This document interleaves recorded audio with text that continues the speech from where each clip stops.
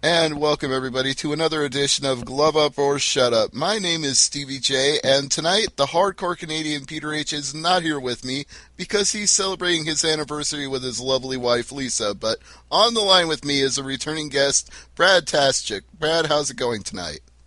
Good. You just couldn't be doing a show without a Canadian, could you?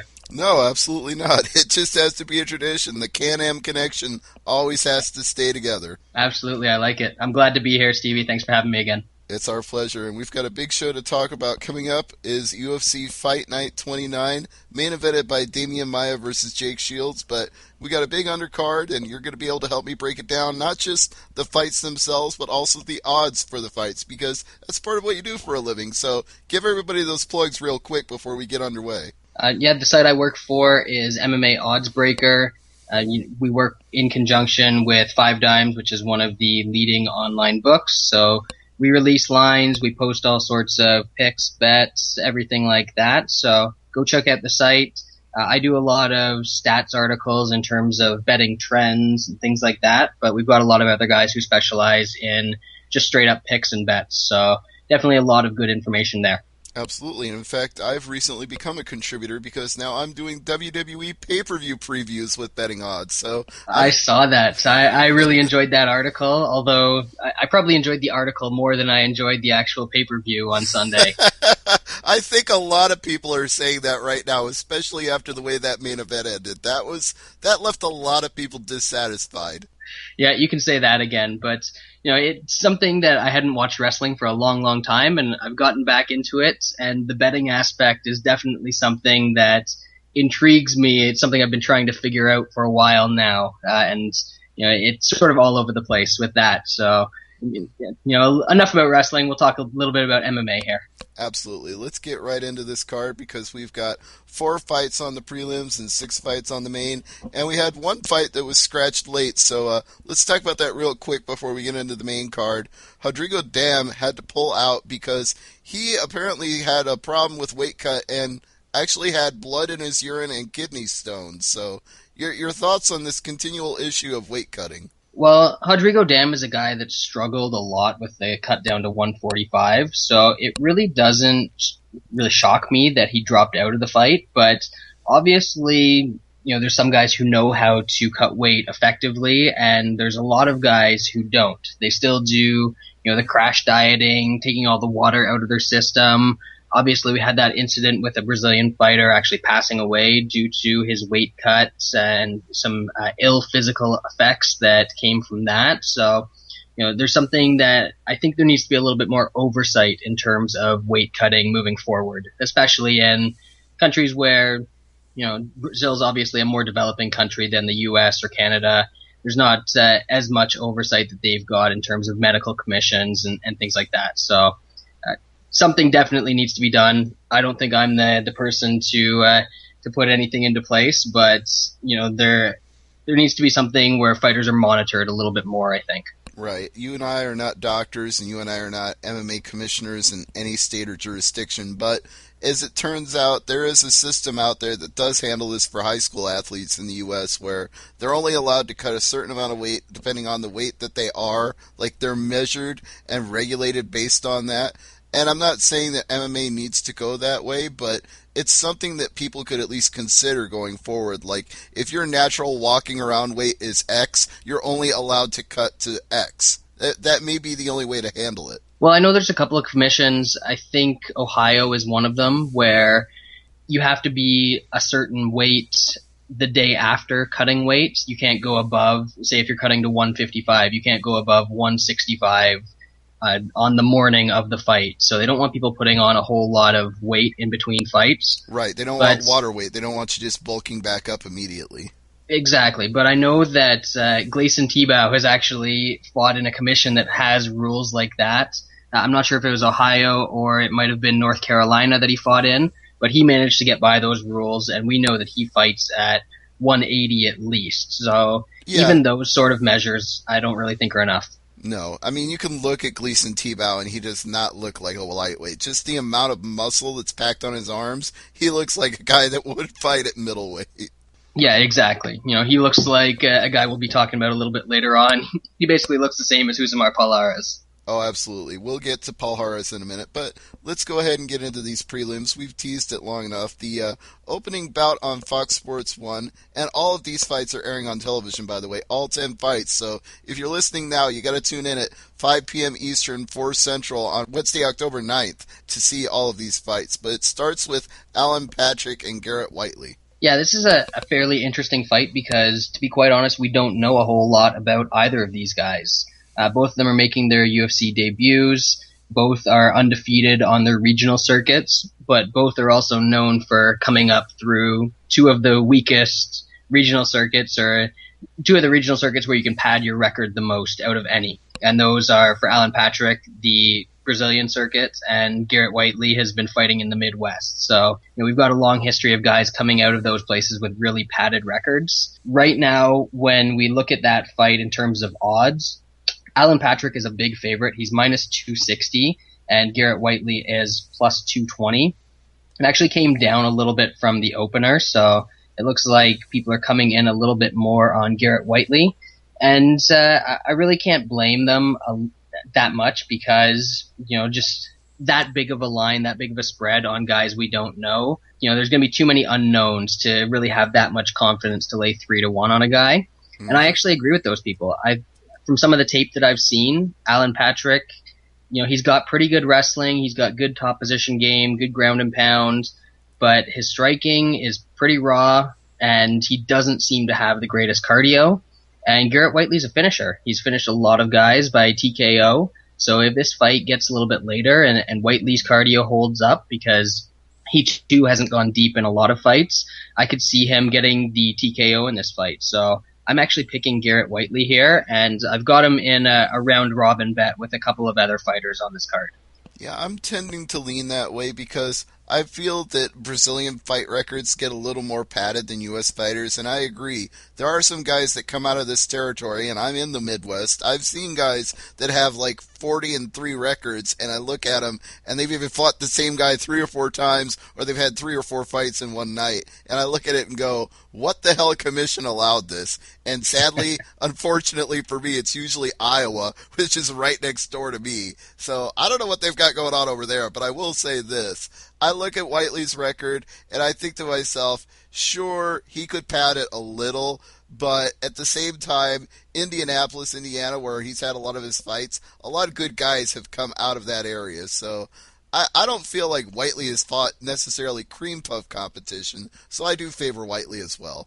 Yeah, he does have the one win over UFC veteran Jason Gilliam, so that's at least one good win on his record. Although that came after a bit of a layoff for Gilliam, and he wasn't the greatest fighter when he was in the UFC, but still, at least it's a recognizable name that he's fought, as opposed to Alan Patrick, who, to my recollection, really hasn't fought anybody, and right. I follow things pretty closely. And we have to note that Gilliam fight, too, was fought at a catch weight, so we can't even say for sure whether or not that made a difference, because he didn't actually have to come all the way down to meet the lightweight division. They fought that fight at 180. Yes, so and you could tell that it actually looked like, from the tape that I watched, that Gilliam was very, very out of shape for that fight. Yes, indeed. So Whiteley may have had a competitive advantage going in, but we'll see how that plays out when the fight takes place. Next on the card, this one intrigues me a lot because Chris Carazao has not had much luck lately in the flyweight division, but there are so few guys in UFC's flyweights that he's still ranked number 8 overall, and he's fighting Iliard Santos, who is not even ranked. So how do you see this one playing out, Brad? I actually favor Chris Carazao a little bit in this one, and I was surprised because he is a very, very slight underdog in this fight. He's plus 105 right now. I just think that he can replicate a lot of the things that Ian McCall was able to do against Iliarde Santos. And, he's going to throw a lot of leg kicks. He's going to keep the distance. Santos is going to wing with those big power punches that he's got and not connect, just like he did in the McCall fight for the most part. And I think Carazao is going to take home a decision here.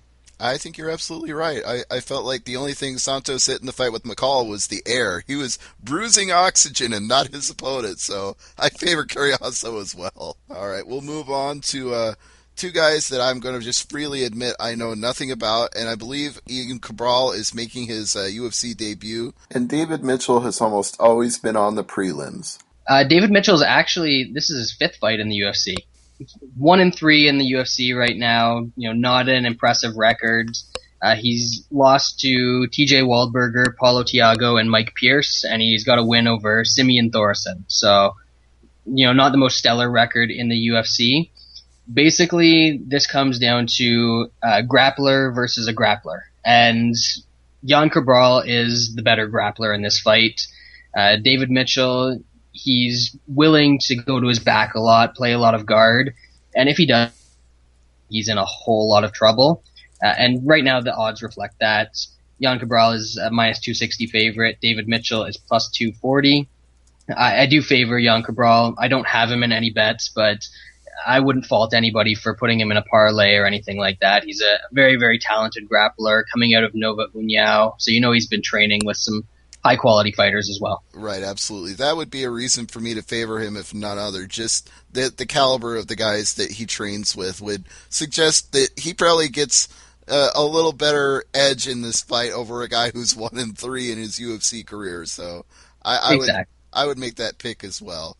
The next one's a little tougher to pick for me, though. Ildemar Alcantara versus Igor Araujo.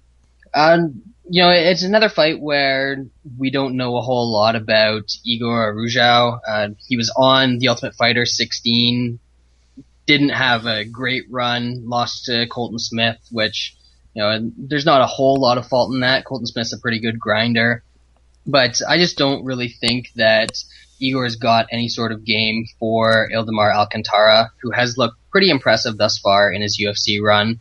He made that debut at light heavyweight, and he dropped all the way down to welterweight in his next fight. So he's a big welterweight. He's going to have a big striking advantage in this fight. I think he's got a little bit of a wrestling advantage, and these guys are basically even on the ground. So I really see Alcantara keeping this fight on the feet, battering Araujo around, and probably getting a TKO stoppage. So Ildemar Alcantara is one of my safer plays on the card, and I've actually got him in a parlay with someone later on.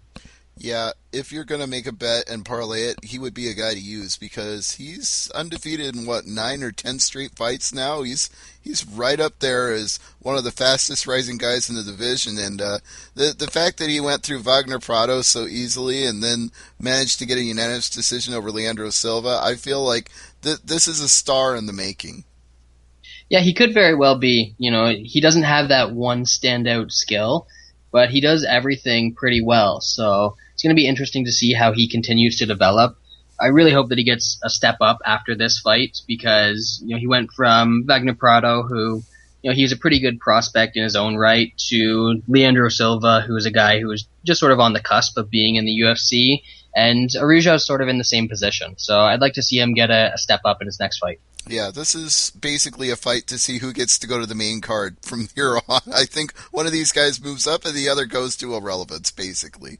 Yeah, absolutely. All right. Well, not irrelevant in any way, shape, or form is a ranking fight in the bantamweight division because we've got number 5 versus number 9. Rafael Assunção versus TJ Dillashaw in the crowded bantamweight division. How do you see it playing out, Brad? This is a very, very interesting fight. I think Rafael Assunção is one of the most underrated bantamweights in the UFC.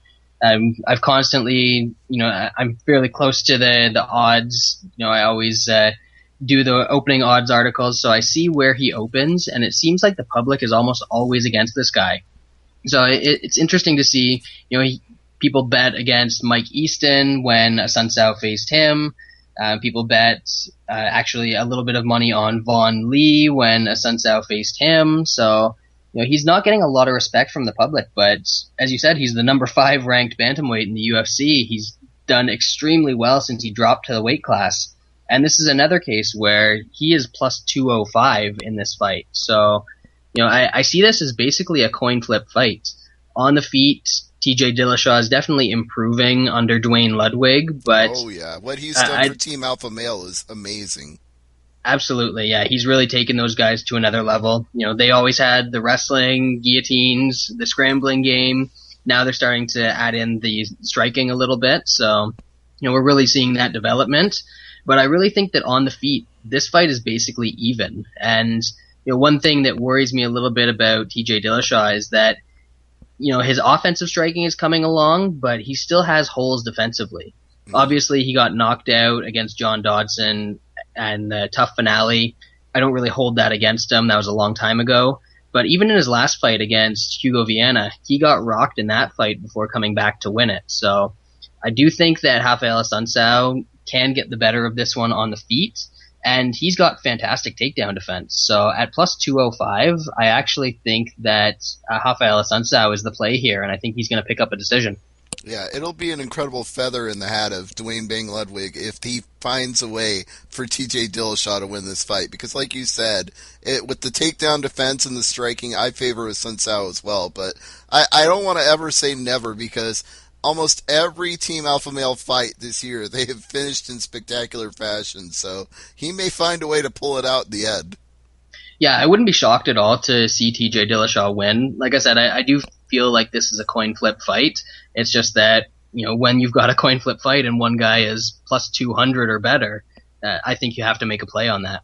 I agree. Now, here's one that I'm going to presume, without having looked at the odds, favors one guy heavily, and you can tell me if I'm wrong. But Mike Pierce is on a 4-fight win streak, and Husmar Palhares used to be feared for his leg locks, but he has not been finding them of late. So I would have to think the odds favor Pierce in this one.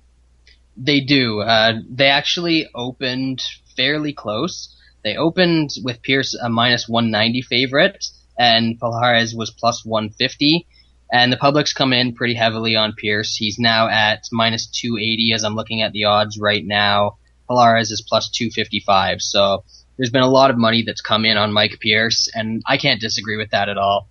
No. I think you look at Palhares, the holes in his game are really not so much physical, but he is pretty weak mentally. He's just an unpredictable guy once he gets in the cage, and I think that his head's not always in the fight. And even if you looked at the weigh-ins earlier today, he looked pretty out of it. He looked pretty emotionally spent from cutting down from 185 to 170. So, I don't think that he's going to have the cardio to do anything after the first couple of minutes in this fight.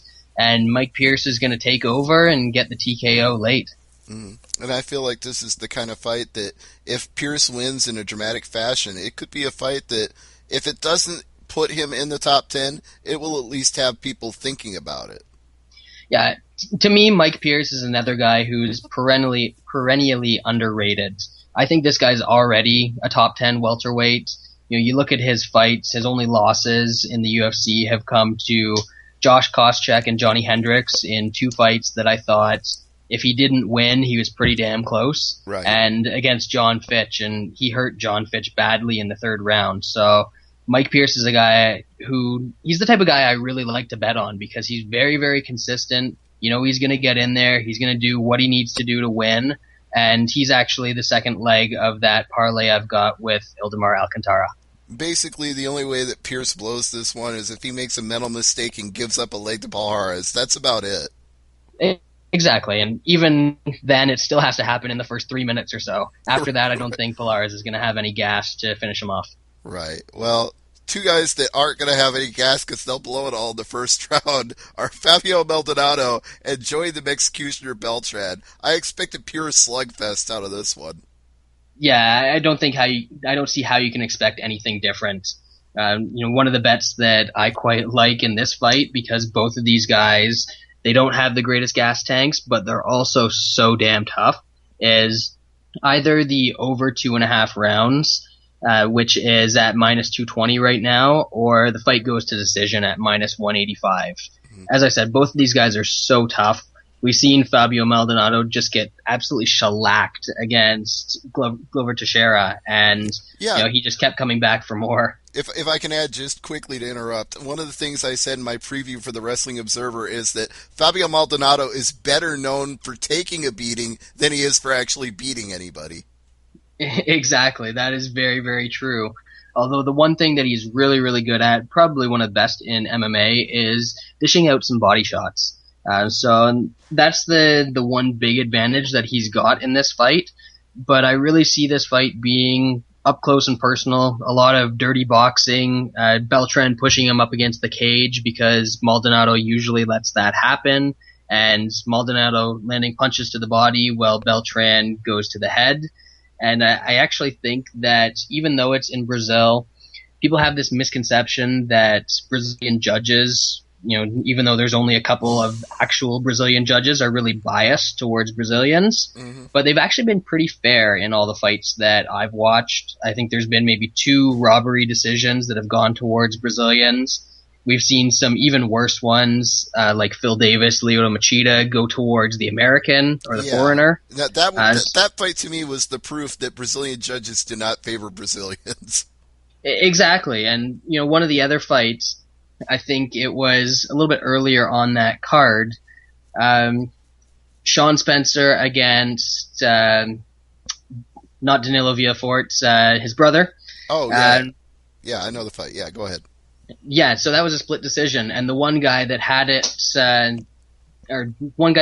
for Villafort wasn't Brazilian, and one of the guys that had it for Spencer and actually had it 30-27 was Brazilian. So we've actually seen a lot of fair scorecards coming out of Brazil. So I think that if this happens and Beltran's the one forcing the action up against the cage, right now he's a slight underdog. He's plus 140. I actually like that for a little bit of a bet. If you're going to pick a side on this. But the other thing that I do like, as I said, is the fight going the distance, because just the chins on both these guys are incredible. Yeah, I guess if it comes right down to position, you're right. Beltran's more likely to win for points on control of the octagon. He will definitely try to press the action, but Fabio Maldonado is so damn hard to finish that could actually work against Beltran, because he could try to punch it out and run out of gas. And even though I don't expect Fabio Maldonado to have a lot left, I think he might have just a little more than Beltran and be able to coast in the second and third round. So I understand your strategy here, but I'll actually go with Maldonado on this one, because I think there's a chance Beltran tries too hard to finish. Yeah, I can definitely see that. This is one of the more competitive fights on the cards. Other than the Assunção Dillashaw one that we just talked about a little while ago, I think this is one of the most competitive fights. Mm-hmm. Now, I'm going to ask for an update here. Maybe you know, maybe you don't, because I watched the weigh-ins live, and at the time when they took place, Thiago Silva was nowhere close to making weight. He was 208, even with a towel. Did he manage to cut the extra 2 pounds? No, he didn't. He decided to take a 25% fine on his purse, and he's just going to go ahead and fight at 208. All right, so we got a 208 catchweight fight then between Thiago Silva and Matt the Hammer Hamill. And I understand that one of his regular training partners actually didn't want Hamill to take this fight because he feels Hamill is past his prime. Do you feel that way? Do the odds reflect that? They very much do, and I definitely feel that way. I've thought for quite a while that Matt Hamill, to me, is basically a part-time fighter now. It doesn't really seem like his heart's in it. Even when he was fighting and winning against guys like Roger Hollett, we're not seeing the type of performance we were seeing out of him earlier on in his career. And in terms of the odds right now, Thiago Silva is a minus 335 favorite, which has actually come down a little bit since the weigh-ins, and Hamill's a plus 305 underdog. So those are actually the longest lines on the card. So it seems like everybody is pretty much in agreement that Hamill doesn't really have it anymore. And it was actually his head coach, his main trainer, that didn't want him to take the fight and isn't coming down to Brazil with them. And he's the guy that usually communicated with them using sign language and everything like that. So, there's going to be a little bit of difficulty for Matt Hamill in this fight. Although with Thiago Silva missing weight, I think this is one of those fights you just have to stay away from a betting perspective.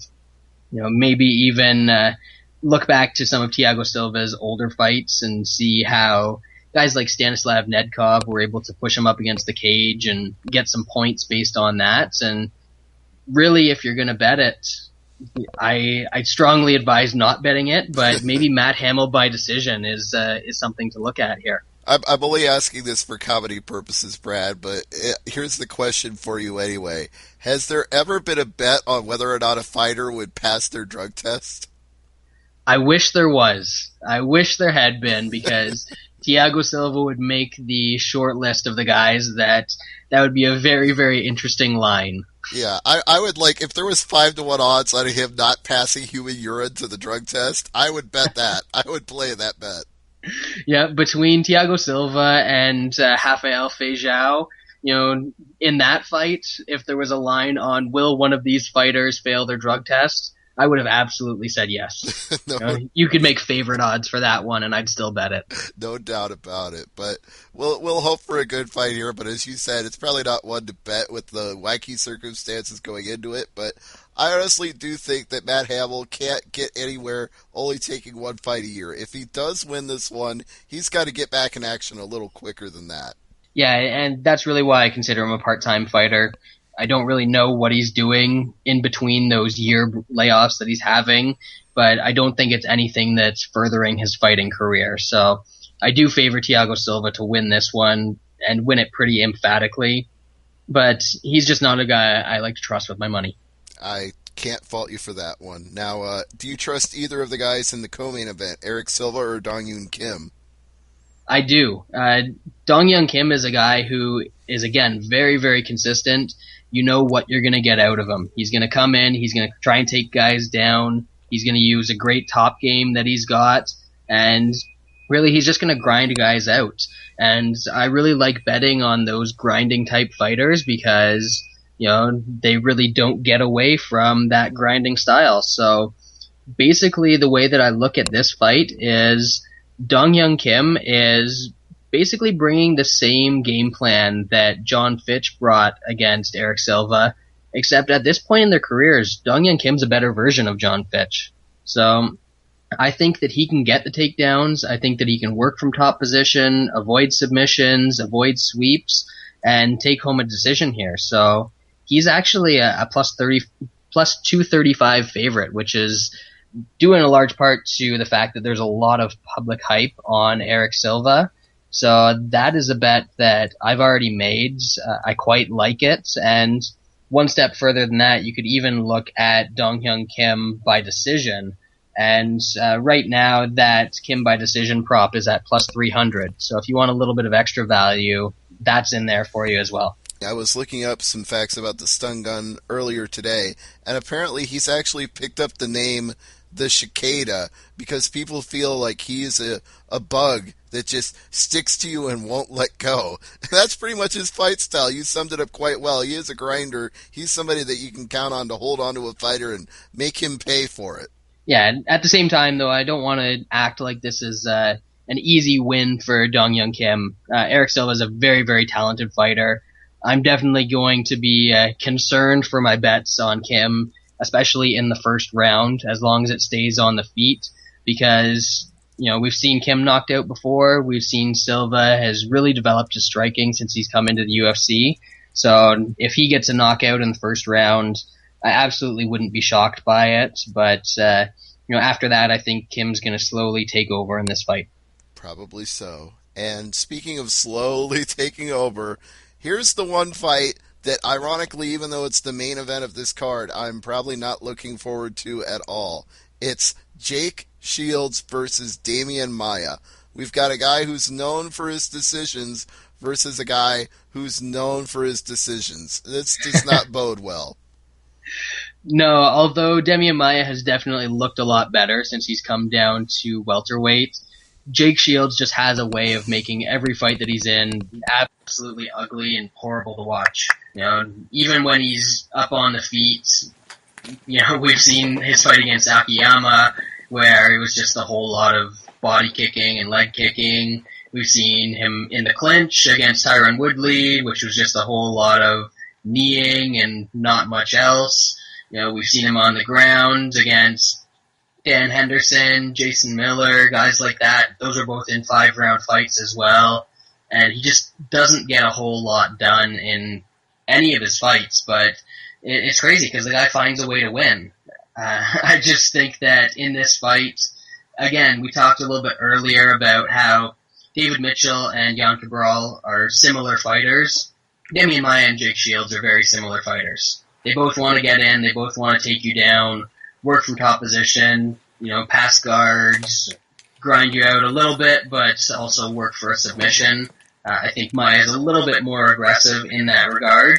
But in all the other aspects, I think that Maia's got an edge in this fight. If he gets into the clinch, which he's made a very big priority in his recent fights, I think he will be able to take Shields down when guys do actually try to take Shields down and not get sucked into either the clinch game or a stand-up game against, really Shields' striking is underratedly effective. When people do try and take him down, they usually are able to get him down. He doesn't have the greatest takedown defense. And if this turns into a fight where Maia's on top and Shields is playing guard, you've got to give the edge to Demian Maia. Yeah, just on the jiu-jitsu alone, you would almost have to give the edge to Demian Maia. And that's not taking anything away from Jake Shields because he used to be known for that. I'm going to refer again to my Wrestling Observer preview, but this is something that Jake Shields used to be known for in Strikeforce, is he would fight dangerous fighters like Robbie Lawler and find ways to submit them in spectacular fashion. And since he came over to the UFC, we haven't really seen that side of him. And I said, if we want to see a career renaissance of Jake Shields, if he wants people to respect him again, what better way could you do it than to submit Demian Maia, who is basically the most feared jiu-jitsu specialist in that weight class right now? Absolutely. I don't really see that submission coming, but... No, nor do I, but it would be a hell of a way for Jake Shields to make a statement if he pulled off that upset. Yes, yeah, that would definitely... he's talked about wanting to have a rematch with GSP. If he gets a submission against Demian Maia and he puts on an impressive showing in this fight, that would be about the only way I could see him getting a rematch against GSP. Other than that, if he puts out another fight like the Woodley fight or anything like that, it's back to the bottom of the pile for Jake Shields, even if he does get a win here.